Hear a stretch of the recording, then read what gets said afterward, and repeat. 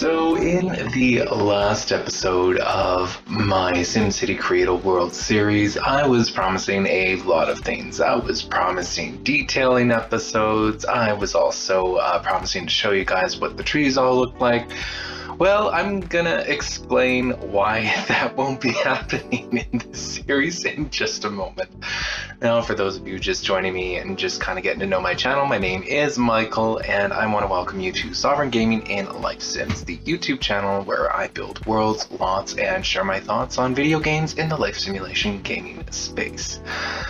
Okay, so yeah, there was a bit of an oopsie that kind of happened here, and it's the fact that I accidentally lost all of the footage for the detailing episodes. So the detailing got done, but you guys just won't see the progress and the process of how it got done.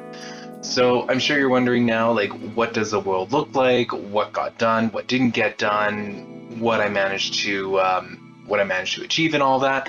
Well, I'm going to be doing things a little differently this time around. As you can see, like, we are not starting off the episode in a speed build. I am actually live action playing it with you right now. So let's scroll out here a little bit and just kind of show you where we've gotten it. And if you see that there are new trees intact, you would be right. That is indeed a little spawner box. So I even got the spawners in. It really sucks because I had to I detailed the episode, I filmed all the detailing episodes, and there's only like 2 of them anyways, but you know, it covered a lot of content. So let's just keep scrolling out here. The water detailing that I ended up doing was very minimal. Like in the last episode, I was really promising to change the water texture, but when I started doing the water detailing, like especially in these creeks and everything, I actually just really liked the way that it looked. And I just kept the water texture the same underneath. The trees that are in like throughout Belladonna Valley and also the Three Lakes region has certainly like come together very beautifully. And as we scroll in, like somewhere the trees will populate, like we'll get some of those red maples. There was something that I did absolutely change with the Magic Town area, and that was really the layout. So before I had like a bunch of trailers just kind of sitting just within that avenue, that dirt road avenue, but I really didn't like how that looked, so I just decided to switch those out and just to kind of make the different trailers just on a little side road behind like the World of Wonder tent, and this will be like where the World of Wonder tent will actually show, and I'll just kind of switch it to the grid mode to help show it more clearly. So this right here is going to be where the World of Wonder tent will sit.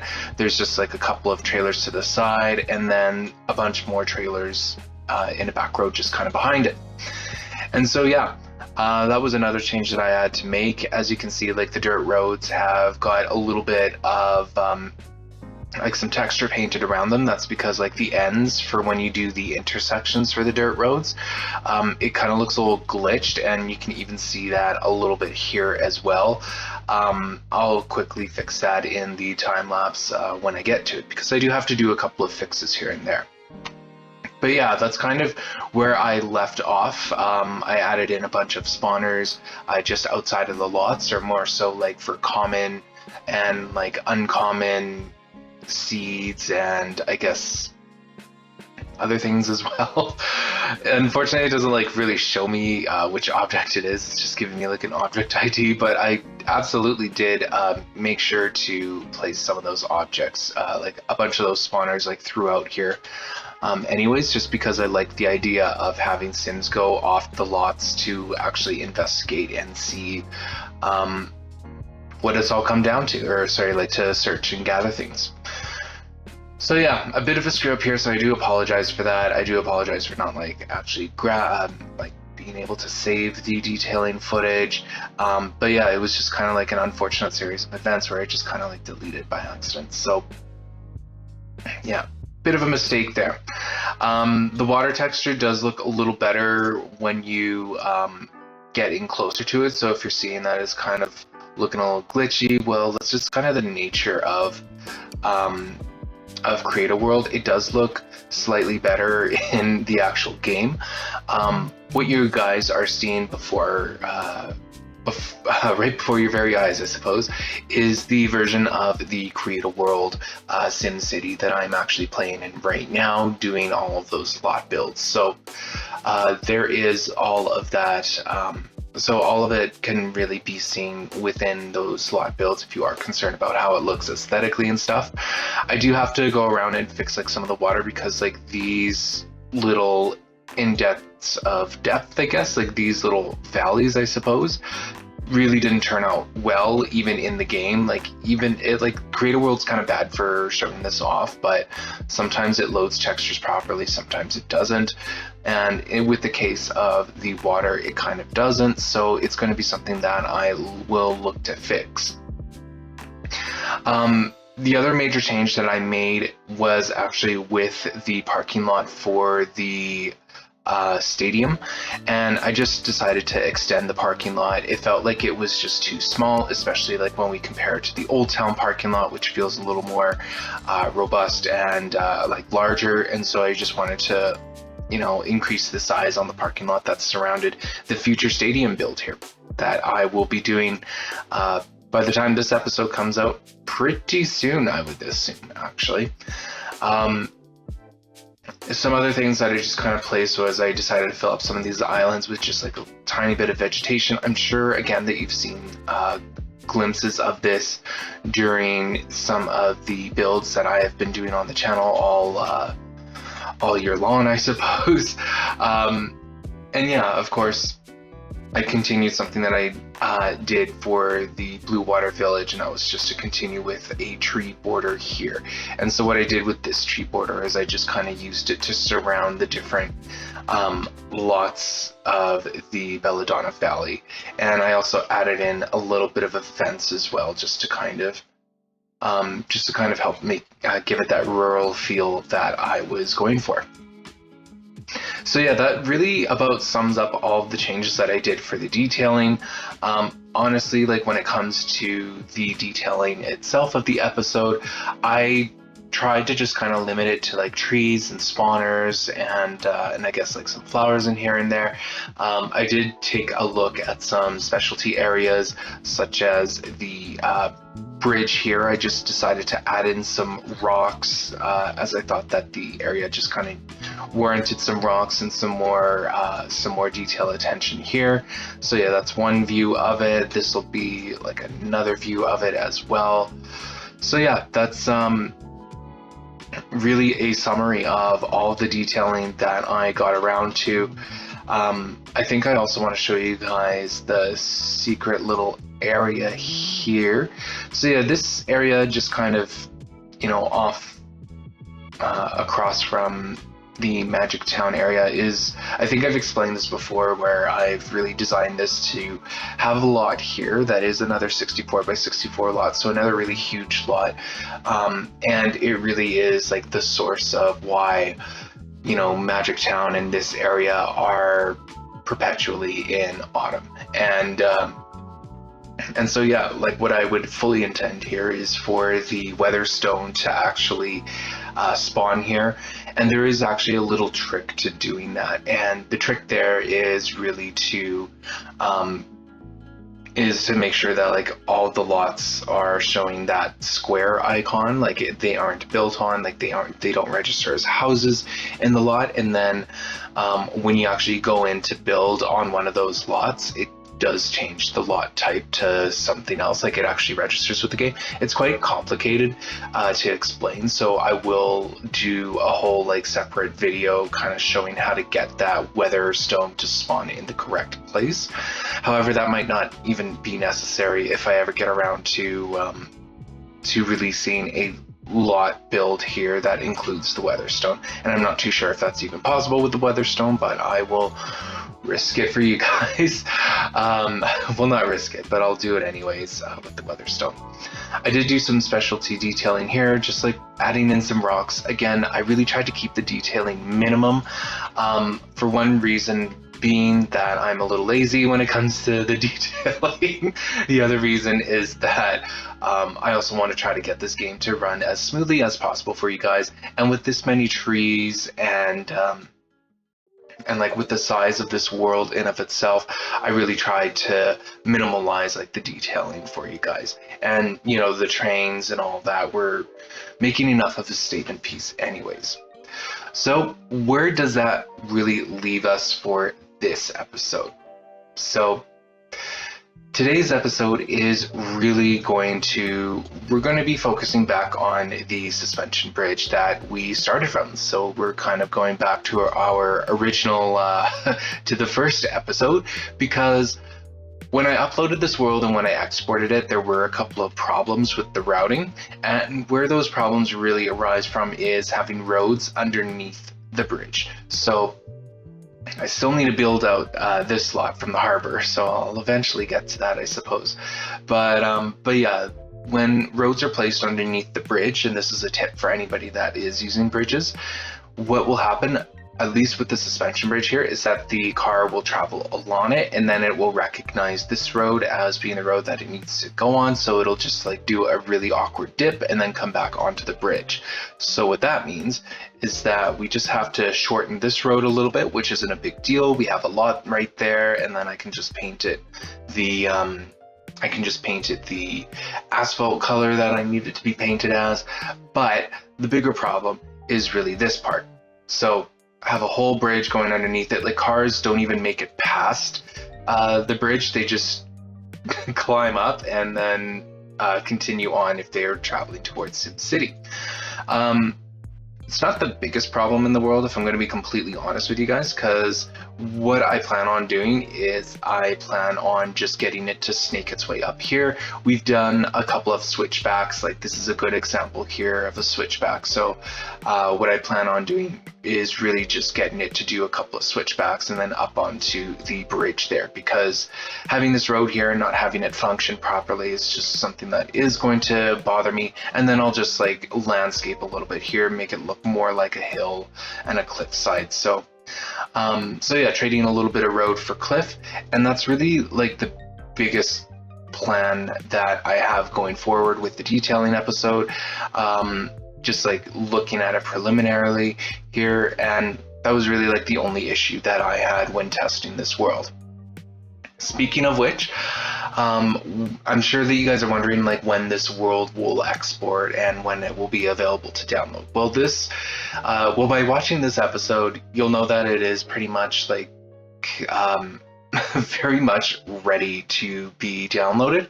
I will be uploading it to Mod The Sims, as well as maybe another location. I have yet to decide where I really want to export these worlds. They will come in the Sims 3 file pack, and I will also be uploading the the lot builds that I've done here. So what you are going to get essentially is you are going to get this whole world. It'll be available for download. I'm gonna recommend already right off the bat that if you don't have all of the expansion packs, that you shouldn't even bother. I'm just gonna say that right now, because I use a lot of plants and trees from all of them, and the decor is from all of them as well. Like, so yeah, maybe like not having all of the expansion packs is okay, but I can't guarantee how that's going to look, because I know that this bridge, for example, is from an expansion pack. This is obviously the Bridgeport Bridge, and the cranes are from Late Night, and the trains are from World Adventure. So you see, like, there's a bunch of objects here that take from every one of the expansion packs, and I wasn't discriminating any of those objects. So it's kind of the case there. Same with the trees as well. Like, I believe these trees are from World Adventures, like the ones that are bordering the rich neighborhood here. And the palm trees are from World Adventures. I know that for a fact, but I believe there might be a couple of others that are from like the Sims 3 pets, billboards. So yeah, if you don't have all the expansion packs and you download this world, well, it's not going to look great. That's all I gotta say about that. So when you get this world, it'll be a completely blank slate. Okay, let me say that again. When you get this world, all of the lots will be empty. So you can build SimCity however which way you want, whatever way kind of suits your style and whatnot. However, like I mentioned earlier, I will also be uploading the lot builds that I've been doing on my channel as well, so that you have the option to download those lots and then upload them into your world if you see fit. So I really, that's something that I've been planning on doing since the beginning, because I really like the idea of giving players the option as to how they want to play their city. Like maybe they don't agree with a certain lot build, you know, being here in the uptown neighborhood, and they want to change it to something else. Well, you know, with a blank slate, they don't have to feel committed to doing it. They don't have to, you know, players don't have to feel like they're destroying someone's time and effort in order to build what they want. Not that I would ever expect players to feel guilty about doing something, because ultimately it is your game and you do deserve to play however which way you need to. But yeah, another reason why I've decided to upload it with just with none of the lots built is that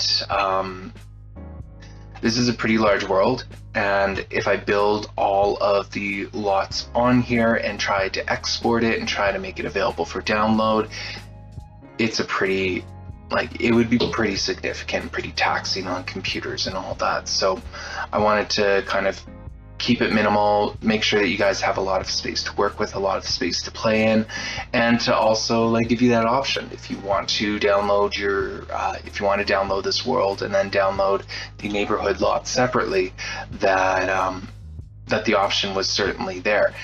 And it might actually work out better to download the world and the lot separately anyways, because honestly, like when I run this world in my game, it takes me like no time at all to like just load it, and that's only because I haven't built up all of the lots on here.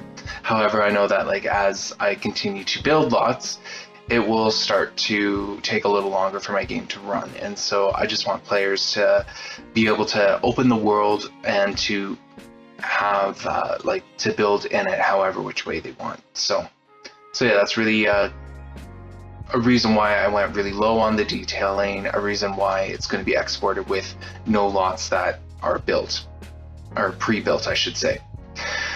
The only other thing for detailing that I did is I just kind of added some waves just where I thought it would make sense. So I just kind of put here because I imagined that this would be facing like the ocean more aggressively, or well, face the ocean waves more. I didn't put any waves in the middle here, and I also put some waves just along like the beach side here, just to give it that extra bit of action.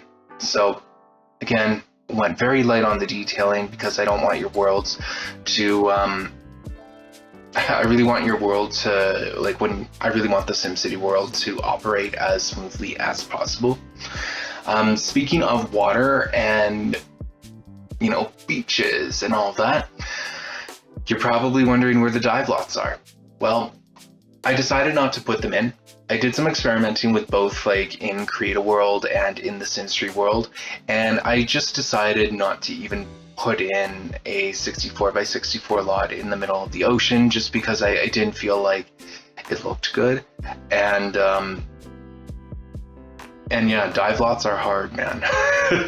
Dive lots are indeed like they are the most difficult lots to ever work with, so it just was never going to happen there. Like I knew right from the jump that I wasn't ever going to be building a dive lot for you guys, and the reason why I didn't place like a 64 by 64 lot in the middle of the ocean is because it does something really weird with the water, and you know, I kind of figured that it would be better for players to upload the game or download this world and upload it in their own world, and then just kind of use the world editor tools in the game, which there are barely any, but you can place a lot in the middle of the ocean, and that's kind of what I want players to do.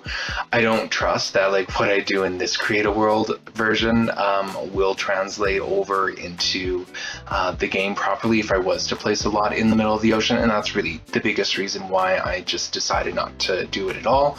I want to put the you know, if you want to play with dive lots and all that, that is going to be for you to just kind of discover and see for yourself, like if that is possible here. The testing that I did with the SimCity world, it does seem like it is possible, but I just didn't trust how it would translate from Create a World, so that's why I left it out. So yeah, let's move back to the bridge, because the first order of business is going to be to fix the roads underneath this bridge, because I don't need cars dipping underneath and like coming back up. I know that players wouldn't like that, and I don't like it, and even though I can tolerate it in my own game, I know that a lot of players wouldn't care for it at all. So hopefully I'll be able to move the road there, because trying to grab the road underneath the bridge with the hitbox that it has is nearly impossible. So I'm not looking forward to it. Anyways, let's jump into the speed build and I'll continue talking to you guys. Okay, so hopefully now I don't sound like I'm in the middle of the world's weirdest tunnel. Hopefully my audio is now working a little more correctly this time around. Again, I do apologize for that. I had been completely unaware that my microphone decided to turn off in the middle of recording the live play. Anyways, let us just kind of get back into things, into the speed build here. So like I just mentioned before, the hitbox on the Bridgeport Bridge is actually really huge, really large, and it is absolutely annoying to try to click under or to click objects that are nearby. As you'll see on screen, the trick really here is actually to click it, to move it, to click on your object, and then just click undo, because what that will do is it will select the object that is nearby the bridge that you're having difficulty clicking on. So that's a trick that I just kind of learned throughout my journey with building SimCity in this Create a World series, and it's something that I've probably mentioned before, but I just kind of wanted to mention it again because it is a really handy trick if you are having any difficulties clicking on an object. Another way to get around a difficult object to click on is actually to go through like your property browser and to try to find the object in there. Now, keep in mind that like when you are placing trees in the world and in the lot, that you like those trees will be renamed like game object number whatever, and so that kind of makes it even more difficult to try to click on because you can't even find the the tree that you are looking for. So that is something to keep in mind as well. And I believe that Create a World automatically changes the name of the tree after you save. So yeah, if you're working with trees and you're finding it very difficult to actually try to click on the tree, well, when it comes to trees, not other game objects, but trees, you have to click on it and then you click on the unclustered trees as well. You'll see that happen a little later on in this episode as I had to delete a bunch of trees when we actually move on across the bridge here. Like with all of my builds, things have to get ugly before they become acceptable. And that's kind of what is going to happen here. As you'll see, I'm just doing a little bit of terraforming here. And my idea, like I mentioned a little earlier, is that I want to do some switchbacks to climb a road up this higher cliffside. And I just really wanted to get the terrain prepared for that. So I'm doing just a bunch of terraforming here. I don't think, like, when it comes to the actual switchback itself, that this was the best switchback I've done in the world. In fact, it actually turns out a little too large, if I dare say so myself. Either that or I gotten better and now the other ones kind of look bad. So I'll let you guys be the judge of that one. But yeah, what a switchback is essentially like it's a really sharp turn, and the idea is that they are used for roads to climb up steeper terrain. And so the idea again is that when you're making that sharp turn, that it's actually on even ground and then you climb up again. So you go up an incline, you make that sharper turn, and then you go up another incline, and then you'll make another sharp turn in this case at least. And so that's what I tried to do here. I don't think that I did it perfectly. Like I mentioned before, I really think that I've either gotten better at it, whereas the other switchbacks that I've done in the world just seem a little crappy to me, or this one was the crappy one. So I can't really tell which goes to show like how much attention I really pay, I suppose. I think it's passable anyways. I'm actually kind of happy with it. But yeah, you'll see me finally like get a grasp of the smooth road tool. And to be quite honest, like I still have to experiment a little bit more with it to just kind of get that a good feel for it. But you'll see me use the smooth road tool, which is a tool that is pretty advanced, I would say. And what I'm using it for is I'm using it just to try to make those slopes as even as possible so that it isn't like a crazy slope. And and this is like kind of annoying with the Create a World tool, because when you click off of the slope tool, it will actually reset its settings. So you have to pay attention to that if you are using that in your own Create a World creations, that if you are using the tool, the slope road tool, that you have to reset your configurations every time you use the tool, which is a little annoying for me. Because what I ended up doing here, and I noticed that it happened a couple of times, is that I was using the wrong configuration. So in this case, I wanted to have the quality as high. I managed to do that all the time. So that configuration was always present throughout when I was trying to smoothen the roads here. However, the cells, like you can click on it to like smoothen the cells that surround it, because I had it I wanted it to smooth 3 cells out. So that was really where it kind of like where I kind of made a mistake there, was I completely forgot that I had those configurations done before. So that was inconsistent throughout the switchback road that I was trying to build here. However, like I do go back towards this switchback climb at the end of the episode, and I just try to like smoothen things out here and there. Another setting that I was using interchangeably, and this one was very intentional, was I was clicking on the connected roads or just like the segment, because when you click on connected roads, it'll smooth the entire road and all the roads that it's connected to. And you'll see me like try to click on here a couple of times and it'll like sort of lag a bit, but it's just the Create a World tool just kind of thinking about all the roads that it's connected to. So yeah, I was using that portion of the tool very intentionally, because there were certain segments that I wanted to try to even out, and then I had to do the connected roads thing. The trick here that I didn't like, if I was to go back and do this over again, I would have connected these roads more. I would have how do I explain this? I wouldn't have connected them all at once. I would have connected them in certain segments. And I know that the language is kind of confusing when I'm trying to like give out this advice, but I would have connected maybe like 2 or 3 segments together and then use the Smooth and Roads tool to, you know, with the connected roads option filled in there. And then, you know, when everything was said and done, just connected all the roads and then maybe click it once or twice. That's what I would have done. And that's really probably the way that the tool is built to be intended to be used as. But I didn't do that here. I ended up connecting all the roads at once, and then I, you know, ended up using the Smooth Road tool with everything connected, when I should have just took my time and separated it into segments. It's not the end of the world. I still actually think that the switchback climb up to the bridge is still very realistic to a sense.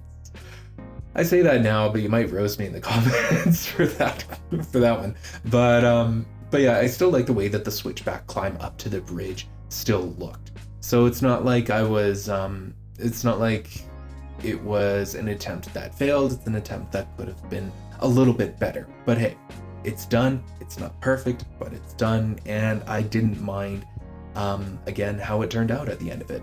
One other silver lining in having to redo this portion of the bridge is that I get to redo the signs. I never liked the billboard placement that I did before. Like, to me, it didn't always like make the most sense. So I was very happy to actually redo this with a fresh pair of eyes. And now that I've changed the road layout completely, it's now making a little more sense. You see, I really like the idea of having like billboards as you drive up or as you drive out of the city. And I just wanted to make the billboards sort of change so that they would appeal to the destination that you're heading into. So as you're driving into SimCity and into the urban jungle, essentially you are greeted with billboards that would likely be more related to as such. And as you leave the city and cross the bridge, that's when you will be greeted with with other billboards that are maybe more relatable to what you would find outside of the dense urban jungle. And yeah, that was kind of the idea behind that. I was really glad to actually have the opportunity to redo this portion of the world. And yeah, as I finished up with some landscaping and with some trees there, I wasn't entirely sure what I wanted to have underneath the bridge, so I ended up just putting in some of those swamp rushes. You remember those swamp rushes that I tried to place on the hill on the other side of the bridge, and then they just ended up floating? Well, because it's flat ground underneath this bridge, I just decided to place the swamp rushes underneath the bridge and just kind of call it a day. I didn't really make the area underneath the bridge so much a destination. In fact, maybe it would make more sense to actually add in some rocks there. The only thing that I'm really doing at this point in the Create a World city, in the Create a World journey here, is I just need to put in some final details here and there. Details that are really not episode worthy, if I'm going to be completely honest with you. I might experiment with a few things here and there, but by the time this episode comes out, I will likely be on the verge of releasing this world as it is. So, what are the next steps from this episode going forward? The next steps in this SimCity project is really just for me to look into doing some final details. Again, they're not episode worthy, but they are certainly something that I will look into and take any kind of feedback on. At the time that I am recording this is at the end of 2023, so I am planning a release for this world for 2024, just shortly after the trailer is released for the SimCity world that I have been building on. So you guys will just have to look out for that trailer. I'm not going to make any promises in this episode as to when this world is going to drop. However, I am just going to say that with this being the final episode of the Create a World series, that it will be dropping very, very soon. So you guys can look out for that and look out for the trailer. This project has been very therapeutic for myself in a way, because I'm finally able to just kind of put The Sims 3 to rest. It has been my favorite life simulation game. It's my favorite entry from all of the Sims franchises, because it's the one that really makes the most sense to me, and it's also the one franchise that also offers a real open world. Like, there are life simulation games out there right now where it's not necessarily the case, and that's really, when we question what's next in life simulation games, an open world, in my opinion, is a must.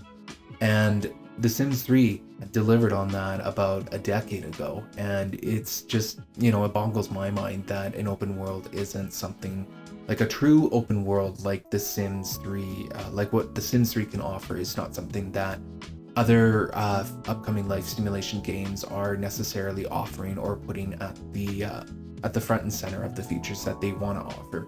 And right now, I think that Simmers and people that play life simulation games are ready for what a true next step looks like, and I think that it starts with an open world at the very least.